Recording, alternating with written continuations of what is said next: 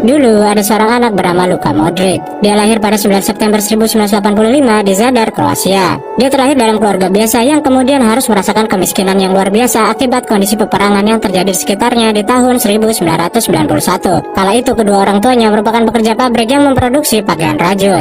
Karena kejadian ini, keluarganya harus melarikan diri dan bahkan rumahnya telah hangus terbakar. Modric dengan keluarganya kemudian menjadi pengungsi selama 7 tahun lamanya. Karena situasi yang begitu mencekam dan lingkungan yang menyedihkan, dia akhirnya bermain sepak bola di parkiran hotel yang menjadi kampung pengungsian. Hal ini dilakukannya untuk menyibukkan dirinya dan lari dari realita kehidupan yang kejam. Dapat dikatakan di masa kecilnya dia menjaga dirinya sendiri karena orang tuanya kemudian sibuk mencari jalan keluar untuk bertahan hidup. Bahkan ayahnya harus ikut bergabung untuk membela negaranya. Modric menghabiskan waktunya menendang bola yang sudah usang di parkiran hotel pengungsian tersebut. Hiburan dan salah satu kebahagiaan yang dapat dirasakannya semasa kecil adalah sepak bola. Dia kemudian dikenal sebagai anak kecil yang sangat kurus dengan pakaian usang yang selalu menendang bola di parkiran hotel pengungsian setiap hari. Di parkiran inilah dia kemudian mengasah kemampuan sepak bolanya semenjak kecil. Beruntung karena keluarganya mendukung penuh mimpinya meskipun dalam kondisi peperangan. Orang tuanya dengan sedikit sisa uang yang mereka miliki kemudian memasukkannya ke sekolah dasar dan klub junior di tahun 1992. Bahkan karena uangnya masih tidak cukup, pamannya membantu membayar biayanya meskipun pamannya juga sangat kekurangan.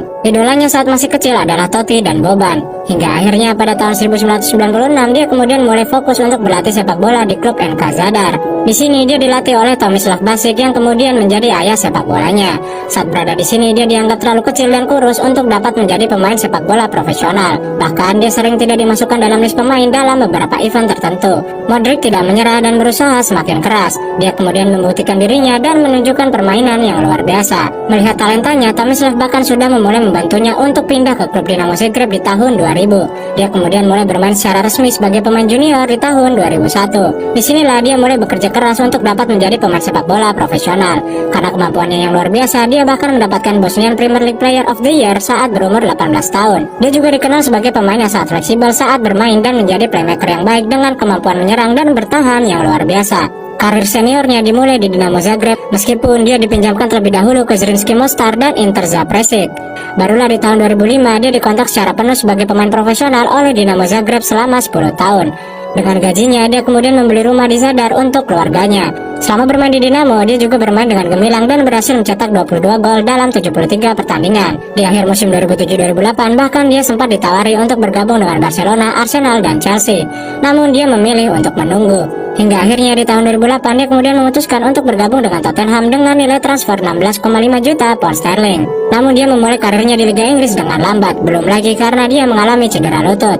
Banyak media dan pelatih seperti Arsene Wenger bahkan melabelinya dengan pemain bertubuh kecil yang akan mengalami kesulitan di Liga Premier. Namun hal ini justru memotivasinya untuk berlatih dengan lebih keras lagi. Dia kemudian mulai memberikan dampak positif di musim 2010 hingga 2012. Bahkan di musim 2010-2011 dia menjadi Player of the Year untuk Tottenham. Kemudian Alex Ferguson mengatakan bahwa Modric layak menjadi Player of the Year untuk musim tersebut. Sempat tidak mendapatkan tawaran klub di akhir musimnya dengan Tottenham, namun dia tetap fokus berlatih. Hingga akhirnya Real Madrid membelinya pada bulan Agustus 2012 dengan nilai transfer 30 juta pound sterling. Dia kemudian memulai debutnya sebagai pemain pengganti di menit ke-83 menggantikan Ozil pada final leg kedua Supercopa de España melawan Barcelona dan membuatnya mendapatkan trofi pertamanya dengan Real Madrid. Di awal bergabung dengan Real Madrid, Modric lebih sering menjadi pemain pengganti. Hal ini karena Xabi Alonso, Sami, dan Ozil yang masih sangat kuat sebagai pemain starter. Dia semakin menunjukkan performa yang positif ketika melawan Barcelona dan memberikan assist untuk Sergio Ramos untuk memenangkan pertandingan. Kemudian dia juga berhasil mencetak gol penyeimbang saat melawan MU di Champions League dengan tembakan jarak jauhnya pada jarak 23 meter. Dia kemudian menjadi pemain kunci di pertandingan tersebut. Pertandingan inilah yang kemudian menjadi titik balik dan momen penting dalam hidupnya. Dia kemudian menjadi pemain midfielder yang kuat dan mulai dijadikan pemain starter di musim 2013-2014. Modric membuktikan dirinya sebagai pemain dengan umpan yang mematikan dan menjadi kunci kemenangan Real Madrid dalam berbagai pertandingan hingga tahun 2015. Real Madrid kemudian memenangkan Champions League ke-10-nya dan Modric digadang-gadang sebagai pemain midfielder terbaik di Spanyol kala itu. Di tahun 2015 hingga 2017 dia masih menjadi pemain kunci untuk Real Madrid dan menciptakan banyak assist penting. Kemudian dia disebut-sebut sebagai salah satu pemain terbaik di dunia. Banyak yang kemudian meyakini bahwa Modric akan mendapatkan Ballon d'Or suatu saat nanti. Hingga akhirnya di musim 2017-2018 dapat dikatakan sebagai tahun yang luar biasa untuk Modric. Performanya yang luar biasa kemudian membuatnya memenangkan title Champions League 3 kali berturut-turut, dan di tahun 2018 dia memenangkan Ballon d'Or. Hal ini kemudian merupakan suatu prestasi yang sangat luar biasa. Hal ini karena dalam dekade tersebut Messi dan Ronaldo merupakan pemain yang sangat luar biasa dan selalu berada di puncak perebutan penghargaan bergengsi tersebut. Dia kemudian digadang-gadang sebagai salah satu pemain midfielder terbaik dalam sepak bola, dan bahkan menempati peringkat ketiga sebagai playmaker terbaik pada IFFHS di tahun 2018. Prestasinya dengan Real Madrid juga tidak berhenti. Dia memperoleh UEFA Best Player Eropa, Best FIFA Man Player, Player of the Year untuk Kroasia, dan mendapatkan Golden Foot di tahun 2019. Di musim ke-10-nya dengan Real Madrid, dia juga memperoleh gelar Champions League kelimanya dan Spanish Champion ketiganya. Selama karirnya di Real Madrid, dia mencetak 36 gol dan 74 assist dalam 455 pertandingan. Dia juga merupakan aset yang sangat berharga bagi tim nasional Kroasia. Meskipun dengan umurnya yang sudah tua yaitu 37 tahun, Modric masih membuktikan kehebatannya di lapangan sepak bola. Bahkan dalam Piala Dunia 2022 lalu, dia menjadi tim kapten dan membawa Kroasia sebagai juara ketiga. Gaya bermainnya yang fleksibel dan posisinya sebagai midfielder merupakan kunci kesuksesannya sebagai playmaker yang kreatif yang dapat mengontrol dan menentukan tempo permainan. Dia juga memiliki semangat juang yang sangat tinggi dan tak kenal lelah ketika bermain. Masa kecilnya yang ditempa oleh kemiskinan, peperangan, dan bola usang yang dimainkannya di parkiran hotel pengungsian tidak membuat mimpinya menjadi pemain sepak bola terhenti begitu saja.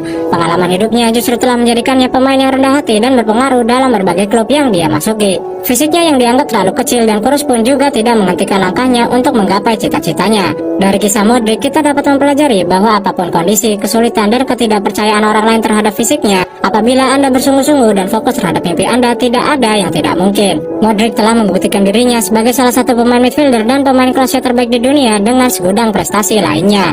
Di akhir karir sepak bolanya, dia menyatakan bahwa akan terus memberikan yang terbaik dan berharap dapat pensiun dengan tenang di Real Madrid. Semoga cerita kali ini dapat menginspirasi Anda. Terima kasih dan salam intelektual.